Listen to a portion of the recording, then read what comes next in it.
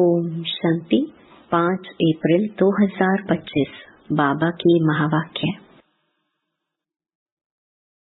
मीठे बच्चे, तुम्हें अभी नाम रूप की बीमारी से बचना है। उल्टा खाता नहीं बनाना है।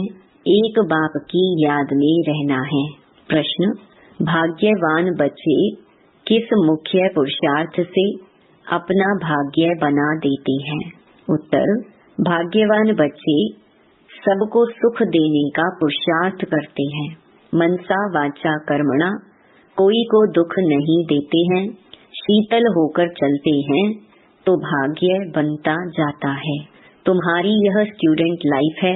तुम्हें अब घुटके नहीं खाने हैं। अपार खुशी में रहना है। गीत: तुम ही हो माता पिता, तुम ही हो। ओम शांति। सभी बच्चे मुरली सुनते हैं।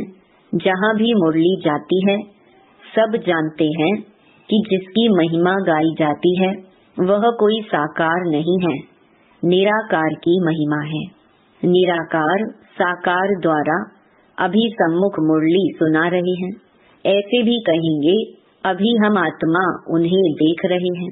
आत्मा बहुत सूक्ष्म है, इन आँखों से देखने में नहीं आती।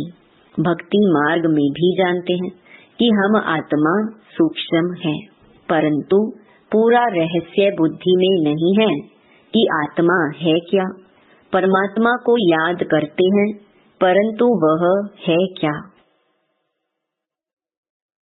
यह दुनिया नहीं जानती। तुम भी नहीं जानते थे। अभी तुम बच्चों को यह निश्चय है कि यह कोई लौकिक टीचर व संबंधी भी नहीं। जैसे सृष्टि में और मनुष्य हैं, वैसे यह दादा भी था। तुम जब महिमा गाते थे त्वमेव माता च पिता त्वमेव, तो समझते थे ऊपर में है। अभी बाप कहते हैं मैंने इसमें प्रवेश किया है, मैं वही इसमें हूँ। आगे तो बहुत प्रेम से महिमा गाते थे, डर भी रखते थे। अभी तो वह यहाँ इस शरीर में आई है। जो निराकार था वह अब साकार में आ गया है। वह बैठ बच्चों को सिखलाते हैं। दुनिया नहीं जानती कि वह क्या सिखलाते हैं। वह तो गीता का भगवान श्री कृष्ण समझते हैं। कह देते हैं वह राजयोग सिखलाते हैं। अच्छा, बाकी बाप क्या करते हैं? भल गाते थे तुम मात पिता, परंतु उनसे क्या और कब मिलता है यह कुछ नहीं जानते। गीता सुनते थे तो समझते थे श्री कृष्ण द्वारा राजयोग सीखा था। फिर वह कब आकर सिखलाएंगे वह भी ध्यान में आता होगा। इस समय यह वही महाभारत लड़ाई है तो जरूर श्री कृष्ण का समय होगा। जरूर वही हिस्ट्री ज्योग्राफी रिपीट होनी चाहिए। दिन प्रतिदिन समझते जाएंगे। जरूर गीता का भगवान होना चाहिए। बरोबर महाभारत लड़ाई भी देखने में आती है। जरूर इस दुनिया का अंत होगा। दिखाते हैं पांडव पहाड़ पर चले गए तो उनकी बुद्धि में यह आता होगा बरोबर विनाश तो सामने खड़ा है। अब श्री कृष्ण है कहाँ? ढूंढते रहेंगे जब तक तुमसे सुने कि गीता का भगवान श्री कृष्ण नहीं शिव है। तुम्हारी बुद्धि में तो यह बात पक्की है, यह तुम कभी भूल नहीं सकते। कोई को भी तुम समझा सकते हो गीता का भगवान श्री कृष्ण नहीं शिव है। दुनिया में तो कोई भी नहीं कहेगा सिवाय तुम बच्चों के। अब गीता का भगवान राजयोग सिखलाते थे तो जरूर इससे सिद्ध होता है नर से नारायण बनाते थे। तुम बच्चे जानते हो भगवान हमको पढ़ाते हैं, बरोबर नर से नारायण बनाते हैं। इन लक्ष्मी नारायण का स्वर्ग में राज्य था ना।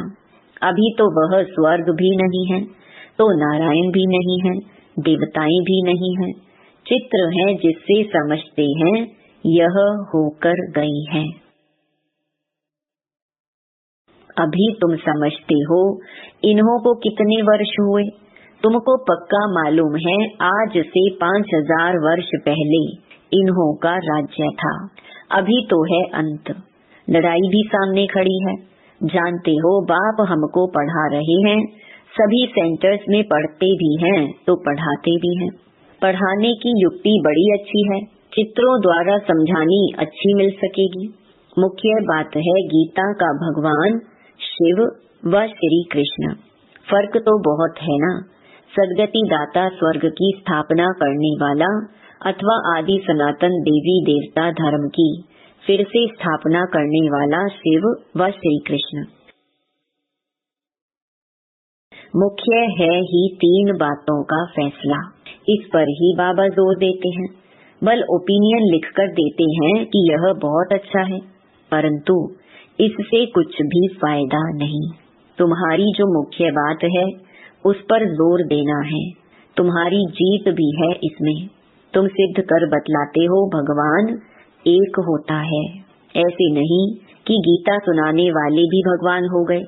भगवान ने इस राजयोग द्वारा ज्ञान और देवी देवता धर्म की स्थापना की। बाबा समझाते हैं बच्चों पर माया का वार होता रहता है, अभी तक कर्मातीत अवस्था को कोई ने पाया नहीं है। पुरुषार्थ करते करते अंत में तुम एक बाबा की याद में सदैव हर्षित रहेंगे, कोई मुरझाइश नहीं आएगी। अभी तो सिर पर पापों का बोझा बहुत है, वह याद से ही उतरेगा। बाप ने पुरुषार्थ की युक्तियां बतलाई हैं, याद से ही पाप कटते हैं। बहुत बुद्धू हैं जो याद में न रहने कारण फिर नाम रूप आदि में फंस पड़ते हैं। हर्षित मुख हो किसको ज्ञान समझाएं वह भी मुश्किल है। आज किसको समझाया, कल फिर घुटका आने से खुशी गुम हो जाती है। समझना चाहिए यह माया का वार होता है। इसीलिए पुरुषार्थ कर बाप को याद करना है, बाकी रोना पीटना व बेहाल नहीं होना है। समझना चाहिए माया पादर माना जूता मारती है, इसीलिए पुरुषार्थ कर बाप को याद करना है। बाप की याद से बहुत खुशी रहेगी, मुख से झट वाणी निकलेगी। पतित पावन बाप कहते हैं कि मुझे याद करो। मनुष्य तो एक भी नहीं जिसको रचता बाप का परिचय हो। मनुष्य होकर और बाप को ना जाने तो जानवर से भी बदतर हुआ। गीता में श्री कृष्ण का नाम डाल दिया है तो बाप को याद कैसे करें? यही बड़ी भूल है जो तुमको समझानी है। गीता का भगवान शिव बाबा है, वही वर्षा देते हैं। मुक्ति जीवन मुक्ति दाता वह है, और धर्म वालों की बुद्धि में बैठता नहीं। वह तो हिसाब किताब चुकतू कर वापस चले जाएंगे। पिछाड़ी में थोड़ा परिचय मिला फिर भी जाएंगे अपने धर्म में। तुमको बाप समझाते हैं तुम देवता थे, अभी फिर बाप को याद करने से तुम देवता बन जाएंगे। विकर्म विनाश हो जाएंगे, फिर भी उल्टे सुलटे धंधे कर लेते हैं। बाबा को लिखते हैं आज हमारी अवस्था मुरझाई हुई है, बाप को याद नहीं किया। याद नहीं करेंगे तो जरूर मुरझाएंगे। यह है ही मुर्दों की दुनिया, सभी मरे पड़े हैं। तुम बाप के बने हो तो बाप का फरमान है मुझे याद करो तो विकर्म विनाश हो जाए। यह शरीर तो पुराना तमो प्रधान है, पिछाड़ी तक कुछ न कुछ होता रहेगा। जब तक बाप की याद में रहे कर्मातीत अवस्था को पाए तब तक माया हिलाती रहेगी, किसको भी छोड़ेगी नहीं। जांच करते रहना चाहिए कि माया कैसे धक्का खिलाती है। भगवान हमको पढ़ाते हैं, यह भूलना क्यों चाहिए। आत्मा कहती है हमारा प्राणों से प्यारा वह बाप ही है। ऐसे बाप को फिर तुम क्यों भूलते हो। बाप धन देते हैं दान करने के लिए। प्रदर्शनी मेले में तुम बहुतों को दान कर सकते हो, आपे ही शौक से भागना चाहिए। अभी तो बाबा को ताकीद करनी पड़ती है, उमंग दिलाना पड़ता है, जाकर समझाओ। उसमें भी अच्छा समझा हुआ चाहिए। देह अभिमानी का तीर लगेगा नहीं। तलवारें भी अनेक प्रकार की होती है ना, तुम्हारी भी योग की तलवार बड़ी तीखी चाहिए, सर्विस का उल्लास चाहिए। बहुतों का जाकर कल्याण करें। बाप को याद करने की ऐसी प्रैक्टिस हो जाए जो पिछाड़ी में सिवाय बाप के और कोई याद न पड़े, तब ही तुम राजाई पद पाएंगे। अंतकाल जो अलफ को सिमरे और फिर नारायण को सिमरे, बाप और नारायण माना वर्षा ही याद करना है। परंतु माया कम नहीं है, कच्चे तो एकदम ढेर हो पड़ते हैं। उल्टे कर्मों का खाता तब बनता है जब किसी के नाम रूप में फंस पड़ते हैं। एक दो को प्राइवेट चिट्ठियां लिखते हैं, देहधारियों से प्रीत हो जाती है तो उल्टे कर्मों का खाता बन जाता है। बाबा के पास समाचार आते हैं, उल्टा सुल्टा काम कर, फिर कहते हैं बाबा हो गया। अरे खाता उल्टा तो हो गया ना। यह शरीर तो पलीत है, उनको तुम याद क्यों करते हो? बाप कहते हैं मुझे याद करो तो सदैव खुशी रहे। आज खुशी में है, कल फिर मुर्दे बन पड़ते हैं। जन्म जन्मांतर नाम रूप में फंसते आते हैं ना। स्वर्ग में यह बीमारी नाम रूप की होती नहीं, वहाँ तो मोहजीत कुटुंब होता है। जानते हैं हम आत्मा हैं, शरीर नहीं।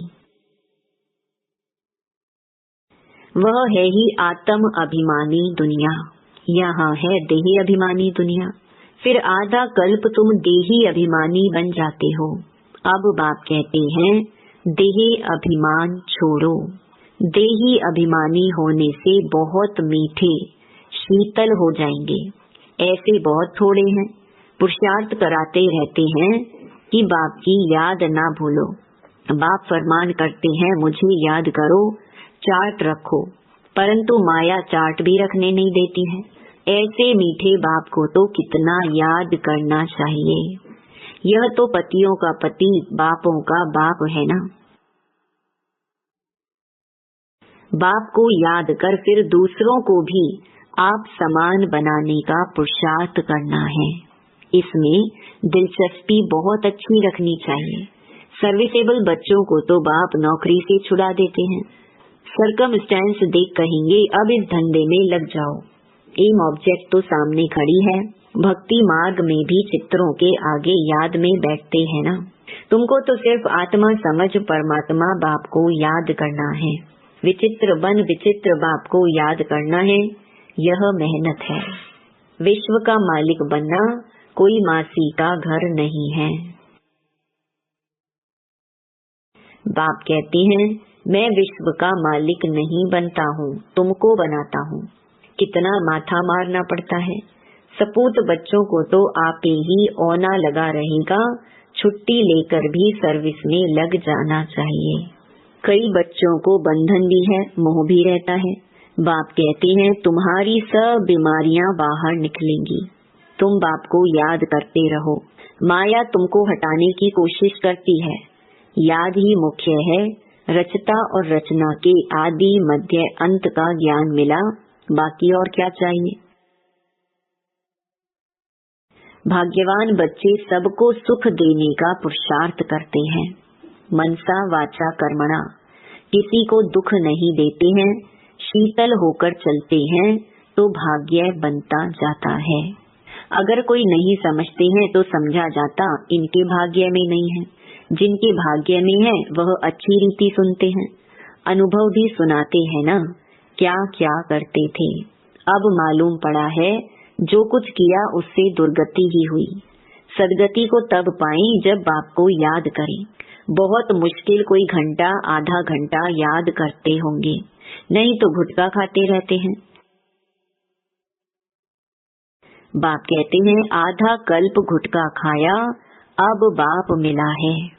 स्टूडेंट लाइफ है तो खुशी होनी चाहिए ना, परंतु बाप को घड़ी घड़ी भूल जाते हैं। बाप कहते हैं तुम कर्म योगी हो, वह धंधा आदि तो करना ही है। नींद भी कम करना अच्छा है, याद से कमाई होगी, खुशी भी रहेगी। याद में बैठना जरूरी है। दिन में तो फुर्सत नहीं मिलती है, इसीलिए रात को समय निकालना चाहिए। याद से बहुत खुशी रहेगी। इसको बंधन है तो कह सकते हैं, हमको तो बाप से वर्षा लेना है, इसमें कोई रोक नहीं सकता। सिर्फ गवर्नमेंट को जाए समझाओ कि विनाश सामने खड़ा है। बाप कहते हैं, मुझे याद करो तो विकर्म विनाश होंगे, और यह अंतिम जन्म तो पवित्र रहना है, इसलिए हम पवित्र बनते हैं। परंतु कहेंगे वह जिनको ज्ञान की मस्ती होगी। ऐसे नहीं कि यहाँ आकर फिर देहधारी को याद करते रहें।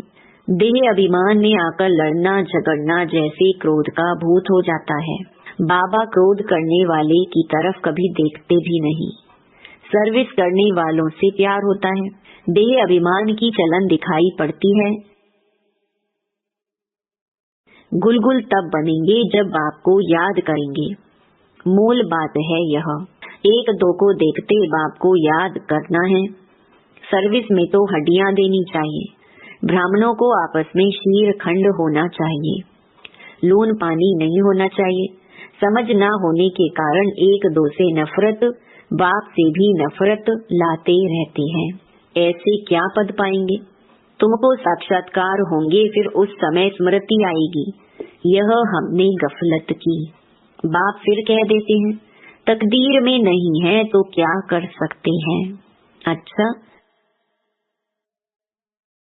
मीठे मीठे सिकी लधे बच्चों प्रति माता पिता बाप दादा का याद प्यार और गुड मॉर्निंग। रूहानी बाप की रूहानी बच्चों को नमस्ते। धारणा के लिए मुख्य सार। पहला, निर्बंधन बनने के लिए ज्ञान की मस्ती हो, देह अभिमान की चलन न हो, आपस में लून पानी होने के संस्कार न हो। देहधारियों से प्यार है तो बंधन मुक्त हो नहीं सकते। दूसरा, कर्म योगी बनकर रहना है, याद में बैठना जरूर है। आत्म अभिमानी बन बहुत मीठा और शीतल बनने का पुरुषार्थ करना है। सर्विस में हड्डियां देनी है। वरदान, श्रीमत से मनमत और जनमत की मिलावट को समाप्त करने वाले सच्चे स्व कल्याणी भव। बाप ने बच्चों को सभी खजाने स्व कल्याण और विश्व कल्याण के प्रति दिए हैं, लेकिन उन्हें व्यर्थ तरफ लगाना, अकल्याण के कार्य में लगाना, श्रीमत में मनमत और जनमत की मिलावट करना, यह अमानत में खयानत है। अब इस खयानत और मिलावट को समाप्त कर रूहानियत और रहम को धारण करो। अपने ऊपर और सर्व के ऊपर रहम कर स्व कल्याणी बनो। स्व को देखो, बाप को देखो, औरों को नहीं देखो। स्लोगन, सदा हर्षित वही रह सकते हैं जो कहीं भी आकर्षित नहीं होते हैं। अव्यक्त इशारे। कंबाइंड रूप की स्मृति से सदा विजयी बनो। बाबा और हम कंबाइंड हैं। करावन हार बाबा और करने के निमित्त मैं आत्मा हूँ। इसको कहते हैं असोच, अर्थात एक की याद। शुभ चिंतन में रहने वाले को कभी चिंता नहीं होती। जैसे बाप और आप कंबाइंड हो, शरीर और आत्मा कंबाइंड है, आपका भविष्य विष्णु स्वरूप कंबाइंड है। ऐसे स्व सेवा और सर्व की सेवा कंबाइंड हो, तब मेहनत कम, सफलता ज्यादा मिलेगी। ओम शांति।